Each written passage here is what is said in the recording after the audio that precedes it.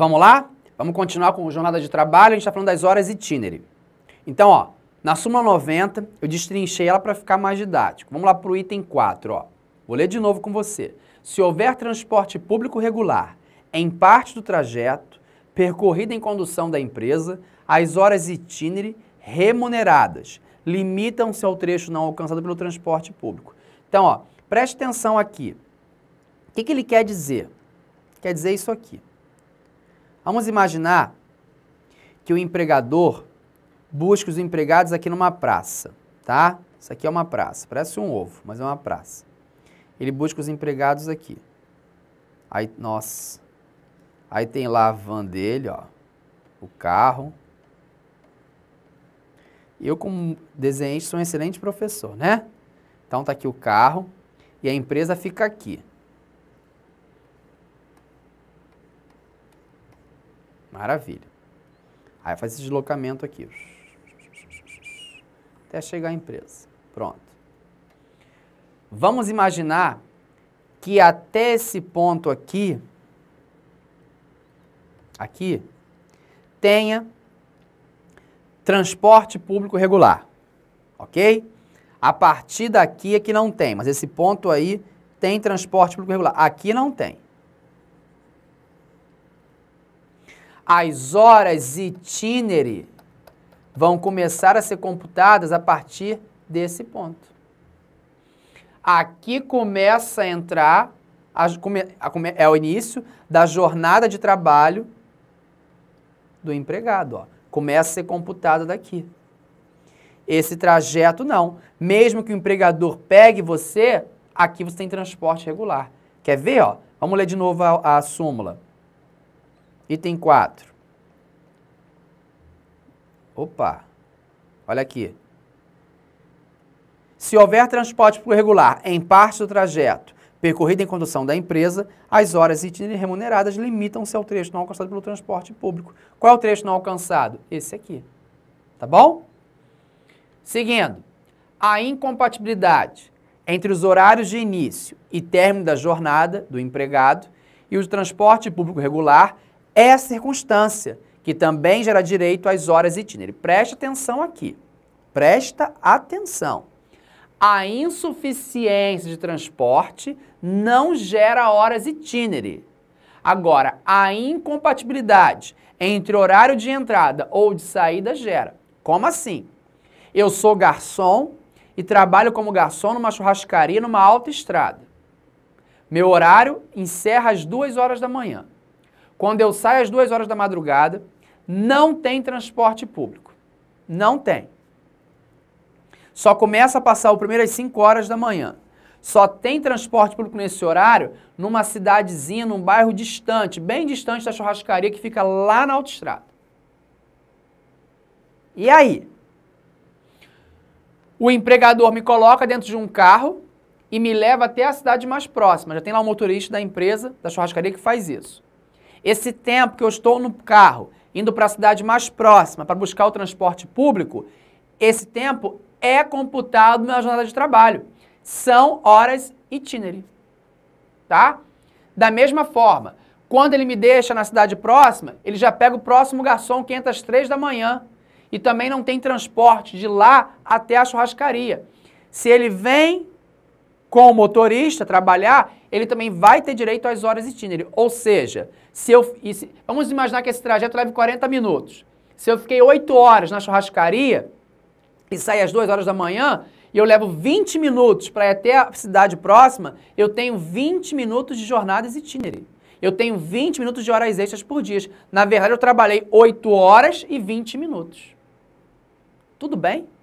Tranquilo? Então, faz a distinção na sua cabeça. A insuficiência não gera horas itinerary. Agora, a incompatibilidade entre o horário de entrada e saída do transporte público gera o pagamento de horas itinerary.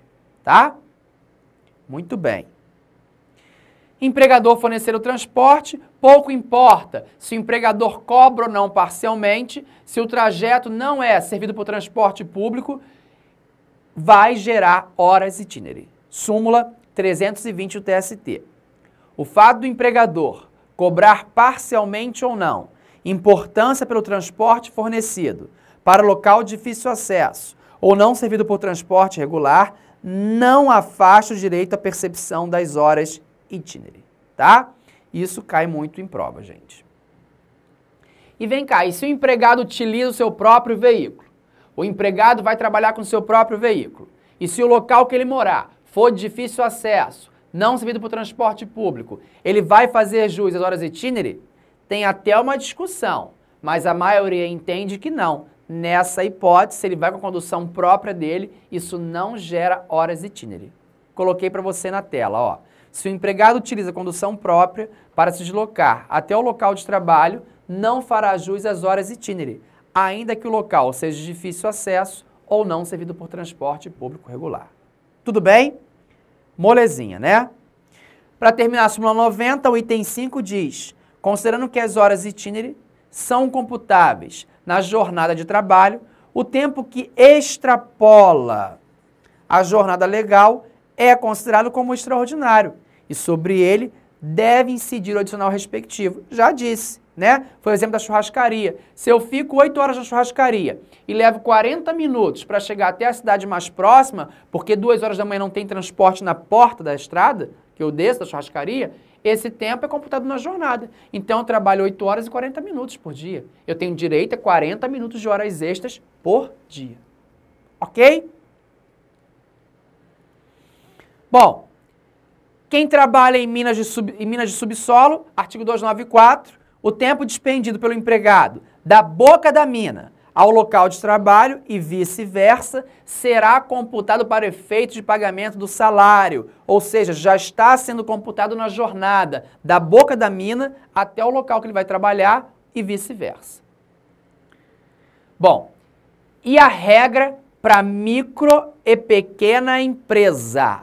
Nós vimos as regras para as grandes e médias empresas. Olha aqui para efeito de prova, tem que fazer essa distinção, para micro e pequena empresa, previsto no artigo 58, parágrafo 3º. Poderão ser fixados para as microempresas e empresas de pequeno porte, por meio de acordo ou convenção coletiva, em caso de transporte fornecido pelo empregador, em local de difícil acesso ou não servido por transporte público, o tempo médio despendido pelo empregado, bem como a forma e a natureza da remuneração. Eu não sei se você percebeu a diferença, mas preste atenção aqui. Para as médias e grandes empresas, qual é a regra? O tempo despendido, para as duas, né? Casa-trabalho, trabalho-casa não entra no campo da jornada. Agora, se for local de difícil acesso, não servido por transporte público e o empregador fornecer a condução, esse tempo são as chamadas horas itinerary. Esse tempo vai ser computado dentro da jornada de trabalho. Ok? Essa é a regra. E eu vou receber essa parcela como se fosse uma parcela de natureza salarial. Lembra o caso do garçom que extrapolou os 40 minutos? Ele vai receber como horas extras, natureza salarial. Tranquilo. Agora, se for micro e pequena empresa, por meio de negociação coletiva, eu posso criar um tempo médio, um tempo fictício, um tempo falso entre o deslocamento no transporte da empresa em que não haja transporte público regular. Se for o microempresário que pega vocês numa praça e da praça até a empresa leva 1 hora, por meio de negociação coletiva, a gente pode estipular que esse tempo vai ser de 30 minutos para efeito de remuneração, para efeito de horas itinerary. Olha aqui que burla na cara do legislador. Então, ó, se for microempresa, o tempo que eu pego vocês na van, eu empregador, na pracinha, até o local de trabalho é de 1 hora, ok? Só que, por meio de negociação coletiva, a gente vai fechar que é 30 minutos. Pode, está autorizando. E olha que outra coisa interessante, essa verba das horas itinerary que ultrapassar, que você receba como extra ou não vai ter natureza salarial. Eu vou definir que a natureza vai ser indenizatória. Essas horas são pagas como horas indenizadas, indenização. Então não vai ter reflexo em nada. Que maravilha! tá?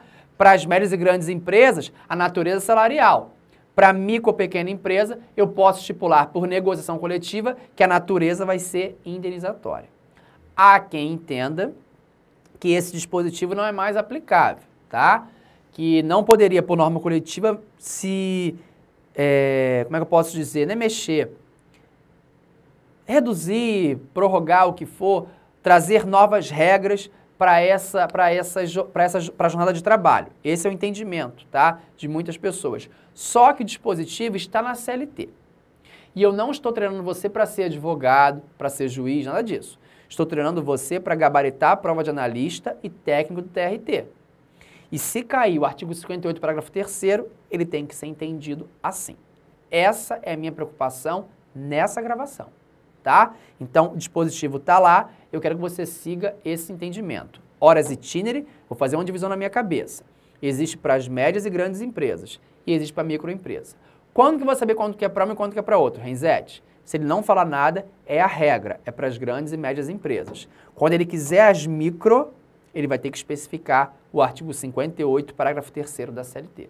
Aí, nesse caso, eu posso estipular o tempo médio do deslocamento, tempo fictício, como também eu posso modificar a natureza dessa parcela, que não vai ser salarial e vai ser, por exemplo, indenizatória. Tá? Agora, para as grandes e médias empresas, o tempo é o real, o tempo cheio, e a natureza vai ser salarial. Ok? Tranquilo? Pensou em horas itinerary? Tem que conhecer esse 58 e a súmula 90 do TST. Seguindo. Trabalho em regime de tempo parcial. O que é o trabalho em regime de tempo parcial? É aquele cuja jornada não extrapola 25 horas semanais. Quem trabalha em regime de tempo parcial é aquele cuja a jornada de trabalho não extrapola 25 horas semanais. A previsão dele está no artigo 58A da CLT. Olha lá. Considera-se trabalho em regime de tempo parcial aquele cuja duração não exceda a 25 horas semanais. Parágrafo 1º.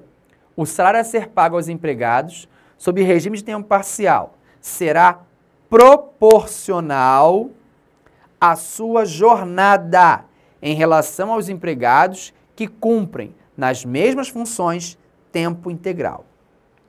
O que esse dispositivo quer dizer, professor? Que quem trabalha em regime de tempo parcial pode vir a receber menos que um salário mínimo?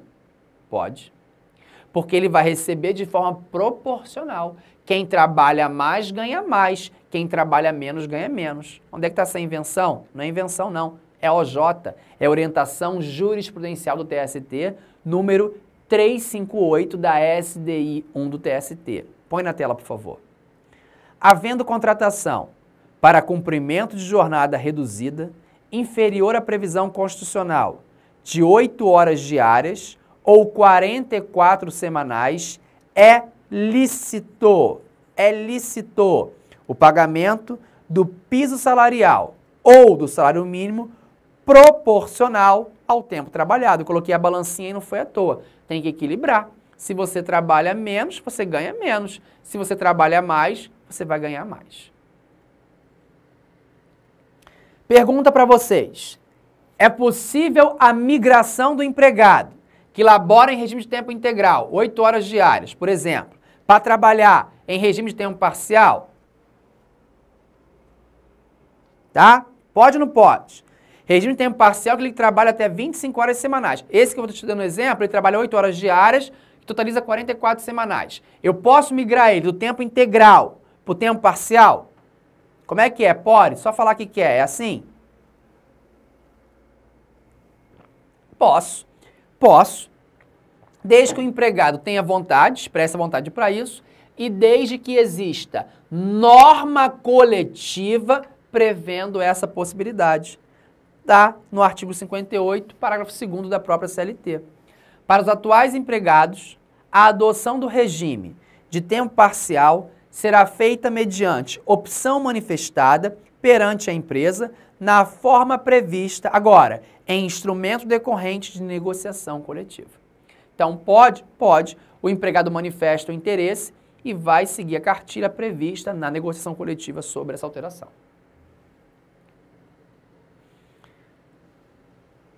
Bom, fica mais do que a dica. Agora é como eu coloquei no desenho aqui. É colocar a cabeça para funcionar e lembrar de duas coisas importantes dessa turma. Na verdade, 3. Quem trabalha em regime de tempo parcial. Vamos lá. É aquele que tem aquelas férias especiais. Lembra daquela tabelinha que você já decorou? 18, 14, lembra? Já decorou a tabelinha. 18, 16, 14, 12, já sabe. Das férias dele. Outro dado. Quem trabalha em regime de tempo parcial não tem a faculdade de converter 1/3 das férias em abono pecuniário. Repetindo, gritando, quem trabalha em regime de tempo parcial não tem direito a converter 1/3 das suas férias em abono pecuniário. Mais uma informação, e agora é o que há para a jornada. Quem trabalha em regime de tempo parcial não faz horas extras. Não faz horas extras, vai cair na sua prova, tá? Fecha o Facebook, hein? Presta atenção em mim. Artigo 59, parágrafo 4º. Os empregados sob regime de tempo parcial não poderão prestar horas extras. Aí o artigo 143, que fala do abono pecuniário. O parágrafo 3º, o disposto neste artigo não se aplica aos empregados sob regime de tempo parcial. Já disse. Ok? Maravilha. Intervalos. Não é intervalo para você não, hein? É intervalo para a aula. Você tem que conhecer 2 intervalos para essa prova. O intervalo intra-jornada e o intervalo interjornada. O intervalo intra-jornada é o intervalo para repouso e alimentação. E o intervalo interjornada é o intervalo entre o término de uma jornada de trabalho e o início de outra. Ok? Vamos começar a falar do intervalo intrajornada, o intervalo para repouso e alimentação. Artigo 71 da CLT. Em qualquer trabalho contínuo, cuja duração exceda de 6 horas, é obrigatória a concessão de um intervalo para repouso ou alimentação, o qual será no mínimo de 1 hora e, salvo acordo escrito ou contrato coletivo em contrário, não poderá exceder de 2 horas. Parágrafo 1º. Não excedendo de 6, o trabalho será, entretanto, obrigatório um intervalo de 15 minutos, quando a duração ultrapassar 4 horas. Ou seja,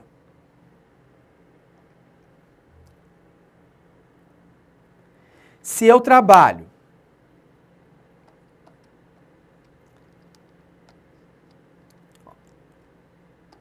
mais de 4 horas até 6 horas, eu vou ter direito a um intervalo para repouso e alimentação de quanto tempo? 15 minutos. Se eu trabalho mais de 6 horas, eu vou ter direito a um intervalo para repouso e alimentação de, no mínimo, quanto? Tudo bem, 1 hora, podendo chegar a 2 horas. Pode passar de 2 só por negociação coletiva, tá? E vai cair na sua prova, técnico. Quem trabalha 4 horas por dia vai ter direito a um intervalo intrajornada de quanto? De nada. Sabe por quê? Porque é mais de 4, não é 4. Cuidado com as pegadinhas bobas e clássicas da prova, ok? Então, quem trabalha mais de 4 horas até 6 horas por dia vai ter direito a um intervalo intrajornada para repouso e alimentação de 15 minutos. Quem trabalha mais de 6 horas vai ter direito a um intervalo de no mínimo 1 hora, podendo chegar a 2. Só posso prorrogar de 2 por negociação coletiva. E quem trabalha 4 horas por dia não tem direito a nada, porque é mais de 4, tá? Maravilha! Olha aí a tabelinha, botei para você, né? Até 4, não há previsão, mais de 4, tá aí para você. Se vocês adoram esses desenhos, então eu coloquei esses desenhos que estão do livro. Bom, e se for o rural? Vamos pensar de novo numa prova difícil, tá? Que explora bastante coisa de você. E se for o rural? Qual vai ser o intervalo intra-jornada do rural? Pera lá. Rural não é regido pela CLT. Então, vou ter que abrir lá no meu Vadimeco agora a lei do rural. Não é isso, professor? É isso. E vou lá no artigo 5º da Lei 5889 de 73. Vamos ver o que ela fala. Ela fala assim. Deu pausa e já abrimos, já? Em qualquer trabalho contínuo de duração superior a 6 horas, será obrigatória a concessão de um intervalo para repouso e alimentação, observado os usos e costumes da região, não se computando esse intervalo na duração do trabalho. Entre 2 jornadas de trabalho, haverá um período mínimo de 11 horas consecutivas para descanso. Ele trouxe até os dois. Ele trouxe o intervalo intra-jornada e embaixo o interjornada. Nesse momento, quero só o intra-jornada. Então, só fala para o rural que trabalha mais de 6 horas, ele vai ter direito a um intervalo, sim, obrigatório, observado os usos e costumes da região. Não me respondeu nada, professor. Qual é o tempo? Aí eu vou ter que ir lá para o decreto. Decreto 73.62674, no artigo 5º, parágrafo 1º. Está do lado, que diz assim: será obrigatório, em qualquer trabalho contínuo, de duração superior a 6 horas, a concessão de um intervalo mínimo de 1 hora para repouso ou alimentação, observado os usos e costumes da região. Então, o rural, que trabalha mais de 6 horas, a lei só diz que vou dar um intervalo para ele, a lei do rural, observados os usos e costumes. Mas o decreto do rural, 73.62674, diz que vai ser de, no mínimo, 1 hora. Ok? E eu não sei se você observou uma coisa interessante, que vocês podem me perguntar, eu já adianto. Ele não fala, a lei do rural e o decreto não fala, para o rural que trabalha mais de 4 até 6. A previsão é só para o rural que trabalha mais de 6 horas, no mínimo 1 hora. E o rural que trabalha mais de 4 horas até 6 horas? Não tem previsão. Então, na prática, você vai, e a maioria entende assim, você vai aplicar por analogia, igualzinho urbano, 15 minutos. Tudo bem? Então esquece o rural agora, seguindo lá para o nosso urbano, tá? Intervalo intra-jornada do urbano. Parágrafo 2º. Os intervalos de descanso não serão computados na duração do trabalho. Como assim não serão computados? Assim, ó. Eu trabalho de 8 ao meio-dia, ok? O meu intervalo de 1 hora vai ser das 12 às 13 horas. Depois eu trabalho Opa, ficou ruim isso aqui. Depois eu trabalho das 13 às 17 horas. O repouso, a alimentação, ó, das 12 às 13 horas, não vai ser computado na jornada de trabalho, tá? Então, trabalho de 8 a meio-dia, ok. Meio-dia às 13 é meu intervalo. Isso não é computado na jornada de trabalho. Depois eu recomeço das 13 às 17. Tudo bem? Molezinha, né? Muito fácil. Seguindo, então. Eu posso reduzir a jornada... Desculpa. Eu posso reduzir o intervalo intra-jornada? Existem entendimentos que hoje também não poderia. Mas para a prova, pode. E quem diz quando que eu posso reduzir é a própria CLT. Eu posso reduzir, sim.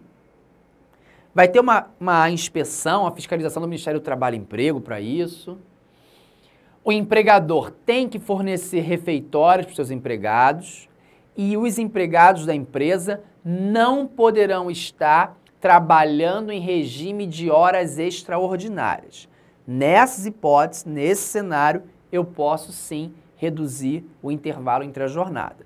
Para a sua prova é o que vale. Não se baseie agora em discussões. Professor, isso não for revogado? Não. Isso está bonitinho na sua CLT e serve como gabarito em prova. Parágrafo 3º. Redução do intervalo. O limite mínimo de 1 hora para repouso ou refeição poderá ser reduzido por ato do ministro do Trabalho, quando ministro ou Ministério do Trabalho... Na prova, gente, atenção aqui. Pode cair ministro do Trabalho, como pode cair Ministério do Trabalho e Emprego, tá bom? Seguindo. Poderá ser reduzido por ato do ministro do Trabalho, quando ouvida a Secretaria de Segurança e Higiene do Trabalho, se verificar que o estabelecimento atende integralmente às exigências concernentes à organização dos refeitórios e quando os respectivos empregados não estiverem sob o regime de trabalho prorrogado às horas suplementares. Então, posso reduzir o intervalo? Posso, em 3 situações. Por ato, na CLT, do Ministro do Trabalho, ou, na sua prova pode vir Ministério do Trabalho e Emprego, MTE, tá ok. O empregador tem que ter refeitório adequado e os empregados não poderão estar trabalhando em regime de horas suplementares, tá? Então, 3 requisitos cumulativos que estão aí. Aí eu coloquei para você uma dica aí. A Lei 12.619, que é a lei do motorista, de novo raio do motorista, acrescentou no parágrafo 5º uma redução específica do intervalo intrajornada para o motorista. Então, toma cuidado com provinha, copia e cola. Não vamos discutir entendimentos. Eu estou te preparando para gabaritar uma prova objetiva, gente. Ah, mas isso não se aplica. Não entra nessa seara agora. Você não passou ainda. Passa primeiro, depois você discute. Por enquanto, segue a literalidade da lei que você vai conseguir. O que diz lá o artigo 7.1, parágrafo 5º? Fala assim, ó. Os intervalos expressos no caput e no parágrafo 1º, ou seja, os intervalos intra-jornada, poderão ser fracionados quando compreendidos entre o término da primeira hora trabalhada e o início da última hora trabalhada, desde que previsto em convenção ou acordo coletivo de trabalho ante a natureza do serviço e em virtude das condições especiais de trabalho a que são submetidos estritamente os motoristas, cobradores, fiscalização de campo e afins nos serviços de operação de veículos rodoviários, empregados do setor de transporte coletivo de passageiros, mantida a mesma remuneração e concedidos intervalos para descanso menores e fracionados ao final de cada viagem, não descontado na jornada. O que ele está dizendo aí não é que o motorista não vai ter intervalo, não. Vai ter sim, mas eu posso fracionar esse intervalo. Eu posso até vir a reduzir esse intervalo, colocar intervalos menores dentro do final de cada corrida que ele faça, dentro do final de cada viagem, ele descansa um pouquinho. Só que esses intervalos, eles vão ter que ser estipulados por negociação coletiva, maravilha, e não pode ter nenhuma redução salarial do empregado. Vai trabalhar menos, vai ganhar menos? Não, tá? Essa redução não pode atingir aspecto salarial e nem pode ser descontada no final da jornada, tá? Muito bem. Então, fica de olho na literalidade que você resolve bem isso aí na sua prova, ok? Bom, a súmula 437 do TST é uma súmula muito importante sobre esse tema, porque ela converteu diversas OJs, foram colocadas como itens numa única súmula que é 437. Súmula muito importante e súmula que é muito cobrada em provas. Vamos analisar essa súmula com muita calma. Toma uma água, toma um suco, toma um café, toma um guaraná, o que você quiser, lava o rosto e volta para a gente continuar a falar de jornada de trabalho, tema chave na sua prova. Fico te esperando no próximo bloco.